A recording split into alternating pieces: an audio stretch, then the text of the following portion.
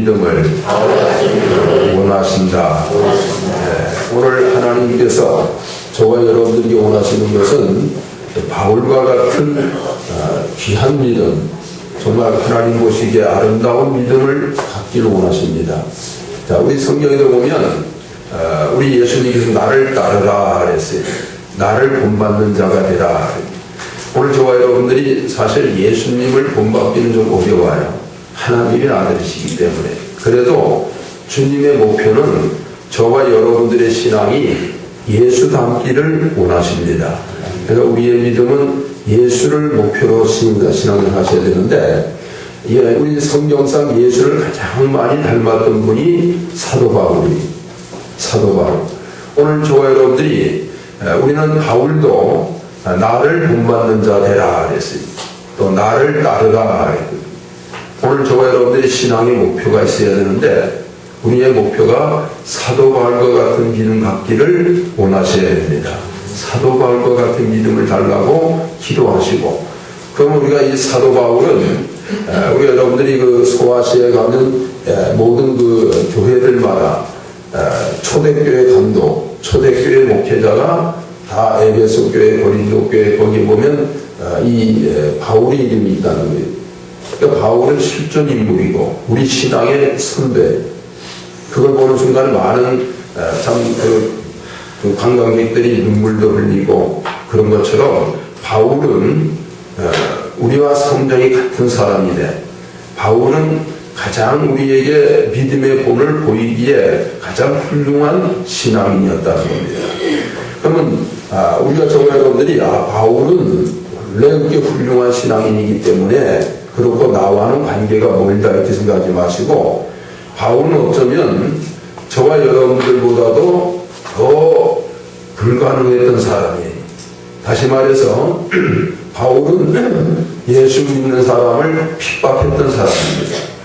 예수 믿는 사람을 잡아다 옥에 가두던 사람이에요. 심지어는 예수 믿는 사람을 돌로 쳐 죽였던 사람이에요. 그럼 바울이 변화될 수 있다면 저와 여러분들도 능히 변화될 수 있다고 믿으셔야 된다고. 그래서 우리는 바울과 같은 믿음을 사모하셔야 됩니다. 바울이 변화된다면 저와 여러분들도 바울과 같은. 그럼 여러분들이 바울은 결론적으로 얘기하면 가장 위대한 신앙의 승리자예요. 영적으로 보면 가장 성공자입니다. 바울이 여러분들이 불쌍한 자가 아니에요. 참으로 그가 다메섹 도상에 변화가 없었다면 가장 불쌍한 자 중에 불쌍한 자였지만, 다메섹 도상에서 주님을 만나고 나서 그는 가장 훌륭한 신앙인, 인생의 성공자가 된 겁니다. 오늘 저와 여러분들이 인생의 성공의 기준을 영적인 것에 둬야 결코 후회함이 없어요. 세상에 두면 반드시 후회합니다.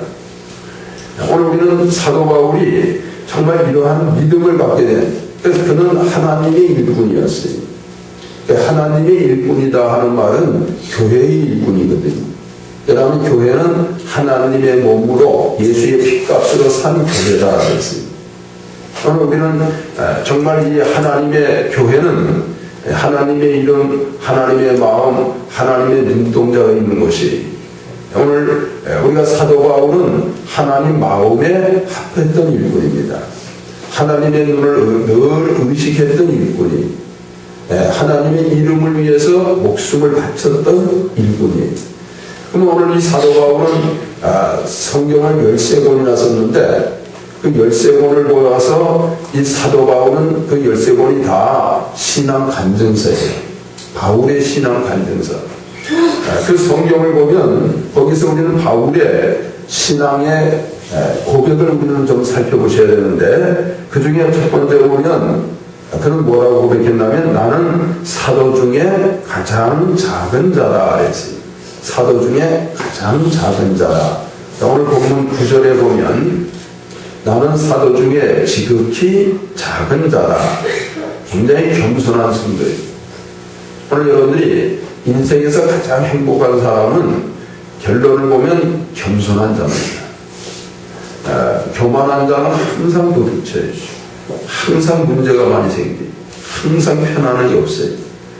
항상 만족이 없어요. 그래서 항상 불행하게 살거든요.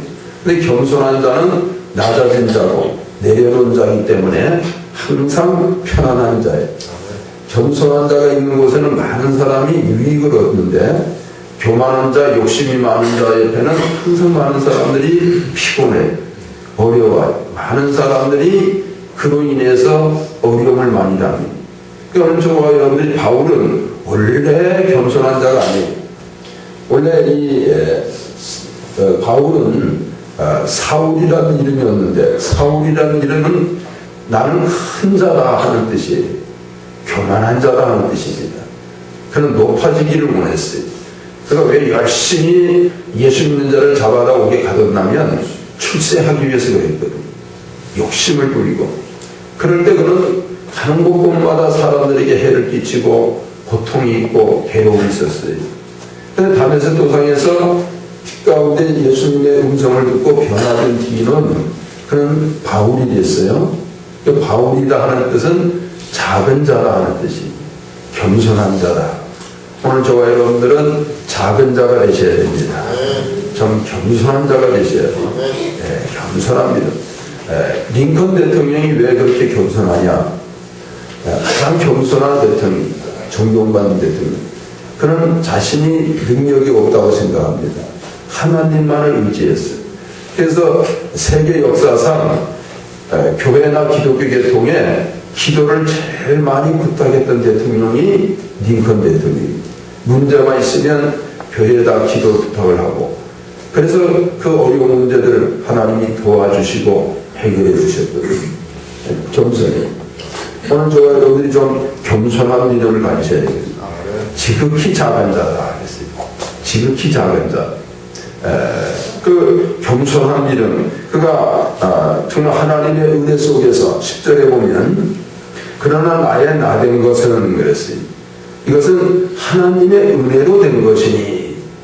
오늘 저와 여러분들이 두 번째 고백은 이는 나의 나된 것은 하나님의 은혜로 된 것이다 했습니다. 오늘 저와 여러분들이 하나님의 은혜를 헛되이 받지 말라고 했거든요. 오늘 우리는 하나님의 은혜가 있어야 된다. 하나님의 은혜. 나의 나된 것은, 여기 10절에 보면 은혜란 말이 10절 한 절에 봐도 3번이나 나와요. 나의 나된 것은 하나님의 은혜로 된 것이니 내게 주신 그의 은혜가 헛되지 아니하여 내가 모든 사도보다 더 많이 수고하였으나 내가 아니여 오직 나와 함께 하신 하나님의 뭐예요? 은혜로다. 하나님의 은혜. 오늘 은혜 가운데 사는 사람이 은혜스러워져요. 우리는 하나님의 은혜 속에서 사셔야 됩니다. 내 힘으로 살려고 하지 마시고 내 고집으로 살려고 하지 마시고 여러분들이 하나님의 은혜가 임하셔야 돼요. 은혜를 받아야 은혜스러워져요. 은혜스러운 성도가 되셔야 돼요. 참 은혜스러워. 오늘 저와 여러분이 누가 봐도, 그래서 이거는 겸손의 옷, 은혜의 옷을 입어라 했습니다. 이 옷을 입는다는 뜻은 누가 봐도 군인은 군인이구나, 경찰은 경찰이구나, 학생은 학생이구나, 저 사람은 누가 봐도 은혜스러운 사람이구나, 저 사람은 누가 봐도 겸손한 사람이구나 하는 걸 알 수 있다는 거예요. 오늘 우리는 은혜의 옷, 겸손의 옷을 입는 시간이 될 수 있도록, 그래서 우리는 하나님의 은혜 속에서 사지. 나의 나된 것은 하나님의 은혜. 우리는 여러분들이 배운 망국이란 말이 있잖아요. 오늘 우리가 사람의 은혜도 저버리면 하나님의 은혜도 저버리거든요. 오늘 저와 여러분들이 좀 하나님의 은혜를 여러분들이 늘 기억하셔야 됩니다. 은혜를 헛되이 받지 말라는 말이 그 말이거든요.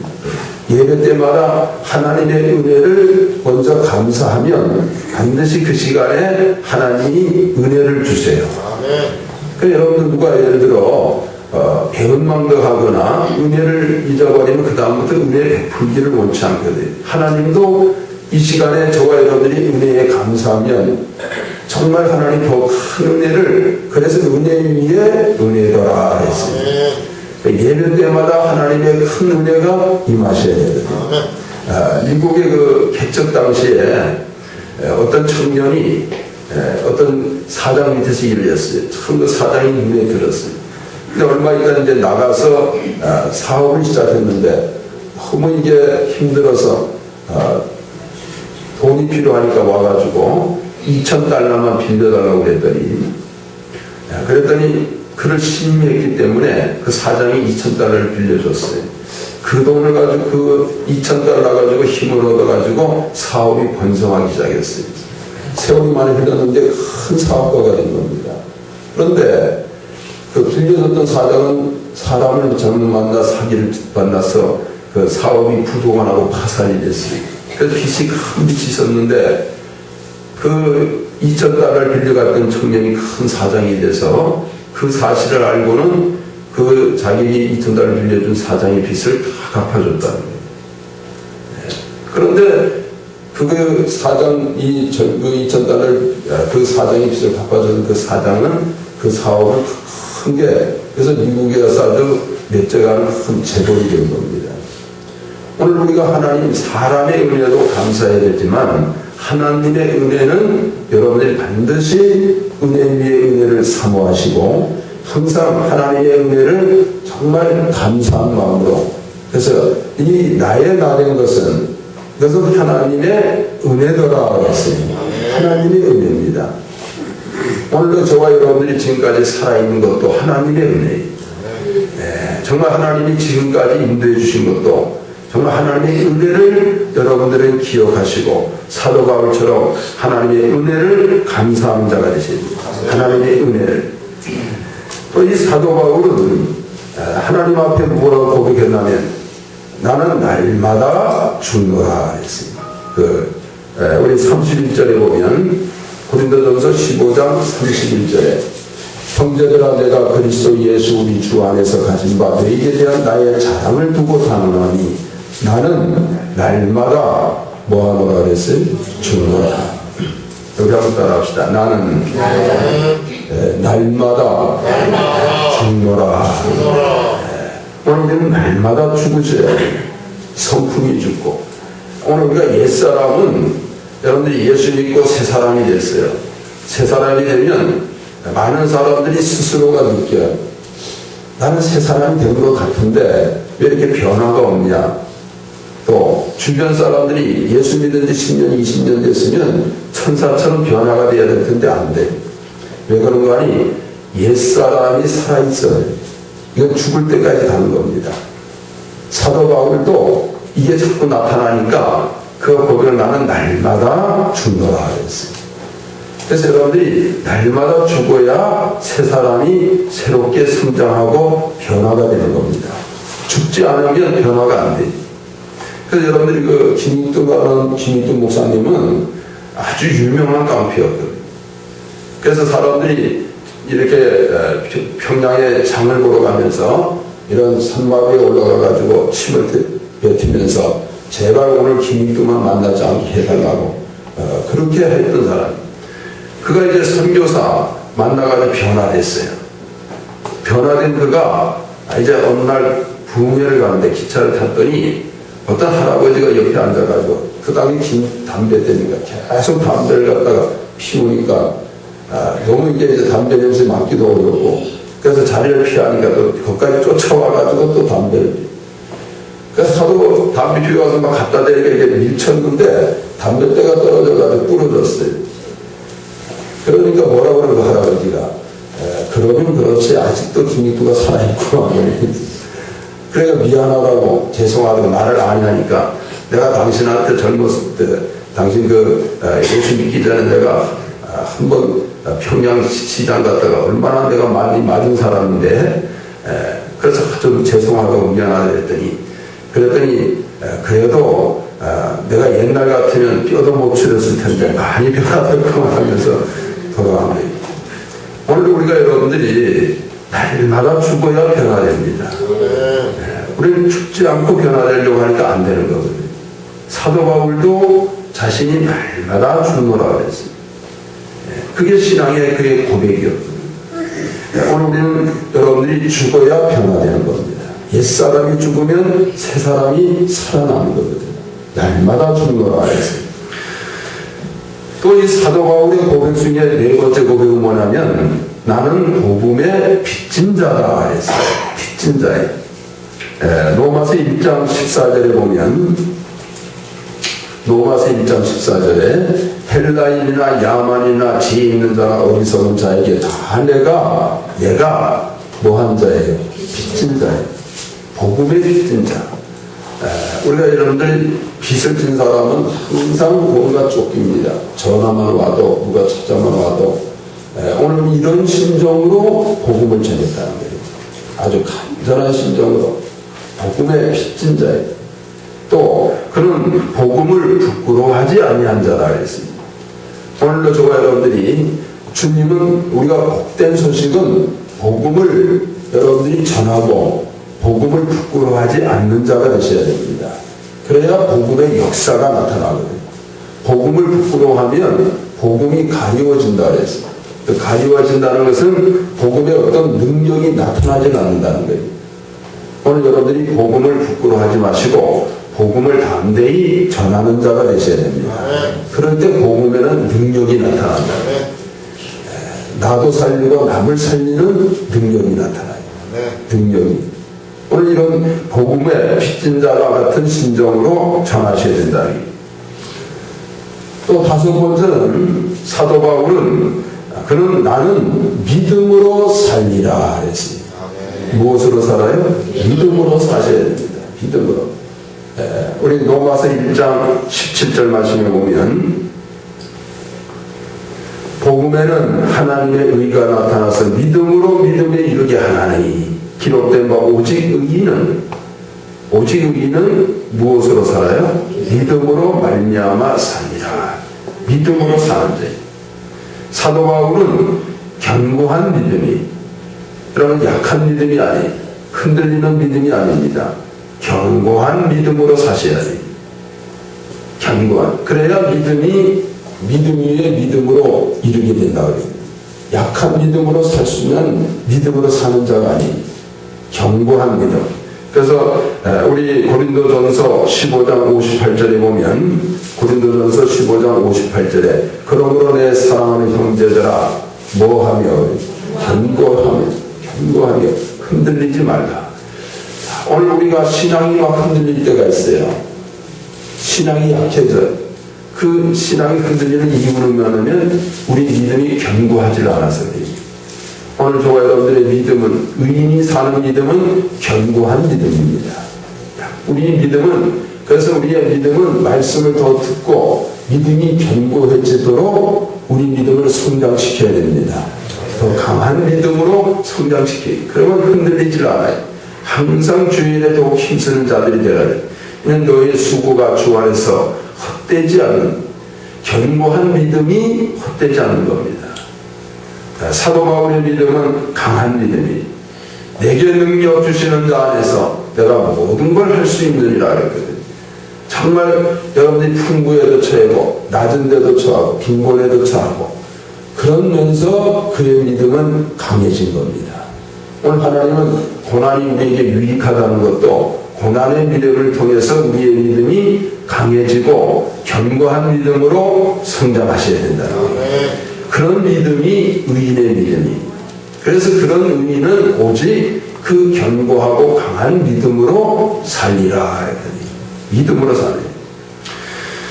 자, 여섯 번째는 사도 바울의 신앙 고백 중에 또 하나는 나는 주님을 위해 죽으리라 했습니다. 주님을 위해 죽을 각오를 하고 산답니다. 자, 우리가 주님을 위해 죽을 각오가 우리가 저 믿는 사람은 다 그런 각오를 할 것 같은데 안 돼요. 이게 믿음입니다. 아마 주님을 위해 죽을 각오를 하면 다 살아요. 성경에 보니까 죽고자 하는 자는 살고 그랬어요. 저와 여러분이 주님을 위해서 죽고자 하면 다 살아납니다. 이 믿음을 가지셔야 돼요. 이 믿음. 사도행전 21장 13절에 보면 바울이 대답하되 너희가 어찌하여 울어 내 마음을 상하게 하느냐. 나는 주 예수의 이름을 위하여 결박받을 뿐 아니라 예루살렘에서 뭐 할 것도 각오했어요? 죽을 것도 각오했어요. 아마 오늘 이 시간 이 각오가 있으면 다 살아날 겁니다. 하나님이 힘을 주실 거예요. 결국은 한 번 죽는 것은 다 이래도 죽고 저래도 죽는 겁니다. 그런데 이왕 병으로 죽을 것이 아니라, 염려하다 죽을 것이 아니라, 괴로움을 당하다 죽을 것이 아니라 주님을 위해 죽을 것을 각오하셔야 돼요. 그러면 살아납니다. 주님은. 사도 바울은 이 믿음으로 그 어려운 핍박과 환난을 이긴 자예요. 죽을 것을 각오해요. 사도행전 20장 24절에도 보면 나의 달려갈 길과 주 예수께 받은 사명 곧 하나님의 은혜의 복음 증거하는 일을 마치려 하면은 나의 생명을 조금도 귀한 것으로 여기지 아니하노라 했어요. 오늘 이런 믿음이 정말 생명을 조금도 귀히 여기지 않고 주님을 위해 드리려면, 주님은 이렇게 죽고자 하는 자는 반드시 살게 해주시고 그 길을 형통하도록 인도하시는 하나님이시라. 사도 바울은 위대한 승리자입니다. 정말 우리가 본받아야 할, 부러워해야 할 위인이에요. 신앙의 위인. 정말 우리는 사도 바울과 같은 믿음을 사모하시도록, 그런 믿음을 갖기 위해서 정말 나는 죽을 각오를, 죽으면 죽으리라. 죽으면 죽으리라. 이 믿음이, 이런 담대한 용기가 있으면 반드시 하나님은 우리에게 큰 은혜를 주시고 큰 능력을 허락해 주시는 그 믿음을 우리는 본받으셔야 된다. 그 믿음을. 7번째는 사도 바울은 최선을 다해 주님을 섬기기를 결심했어요. 최선을 다해서 내가 끝까지 내 인생, 내 길을 달려가면서 주님을 위해 달려가기를 결단하셨다는 거예요. 우리 디모데후서 4장 7절에 보면, 디모데후서 4장 7절에 내가 선한 싸움을 싸우고, 우리 영적 생활은 선한 싸움입니다. 오늘 여러분들 교회에 열심을 내고 성장하는 성도들 보면 싸움에서 이긴 자예요. 오늘 우리 교회 나오고 여러분들이 하나님의 뜻대로 사는 것은 나와의 싸움에서 이겨야 됩니다.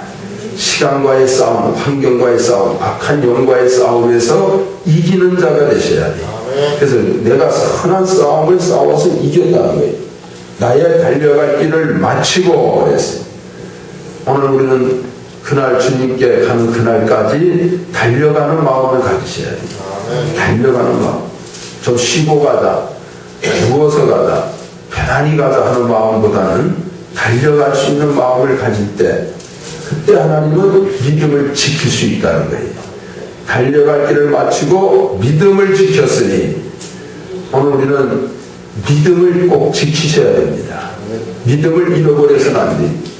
믿음을 지키는 자, 세상의 어떤 것보다도 믿음을 꼭 지키셔야 된다. 믿음을 지키는 자가 되기를 원합니다. 사도 바울은 최후의 승리자입니다. 믿음을 지켰기 때문에. 오늘 여러분들이 신앙생활을 오래 한다고 믿음이 강해지는 게 아니에요. 자칫하면 믿음이 점점 떨어집니다. 그래서 오늘 속에는 믿음이 다 사라지고 믿음이라는 그런 그릇만 갖고 있어요. 속에는 믿음이 하나도 없어요. 그렇게 되면 믿음을 잃어버린 자가 되거든요. 경건의 모양만 있어요. 믿음의 모양만 있지 믿음의 능력이 나타나질 않아요. 오늘 우리는 진짜 믿음을 가지셔야 된다. 믿으면 역사가 나타난다 그랬어요. 믿으면 하나님의 살아계시는 능력을 경험할 수 있다는 겁니다. 그러니까 확실한 믿음, 체험적인 믿음, 능력이 나타나는 믿음을, 진짜 믿음을 가지셔야 된다. 그 믿음을 끝까지 지키는 자가 되셔야 됩니다. 끝까지. 자, 끝으로 사도 바울은 정말 하늘나라 소망을 가졌어요. 영광스러운 면류관을 바라보면서 신앙생활을 하셨어요. 오늘 우리는 이 세상만 바라보고 신앙생활하는 것은 온전한 신앙이 아니에요. 하늘나라 소망을 가지시고 위의 것을 바라보면서 우리에게 주어질 하늘나라 면류관을 바라보는 믿음을 가지셔야 된다. 하나님은 위에 계세요. 위의 것을 바라보라고. 디모데후서 4장 8절에 보면, 자, 이제 후로는 나를 위하여 무슨 면류관이? 의의 면류관이 예비되었으므로 면류관을 바라고 상급을 바라보는 사도 바울의 믿음은 이 분명한 이 믿음을 가진 겁니다. 의의 면류관이 예비되어 있으니 천국이 우리 속에 기다리고 있습니다. 상급이 반드시 기다리고 있습니다. 오늘 우리는 믿음이 인도하면서 이게 안 보이는 온전한 믿음이 아니에요. 세상 것만 보이는 믿음은 온전한 믿음이 아니에요.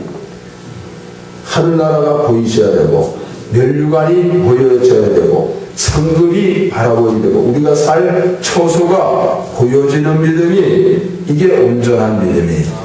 사도 바울은 이 믿음을 갖고 쉬지 않고 달려간 겁니다. 오늘 우리는 이러한 소망 있는 이런 믿음을 통해서 사도 바울의 믿음이 나의 믿음이 되시기를 주님의 이름으로 간절히 축원합니다.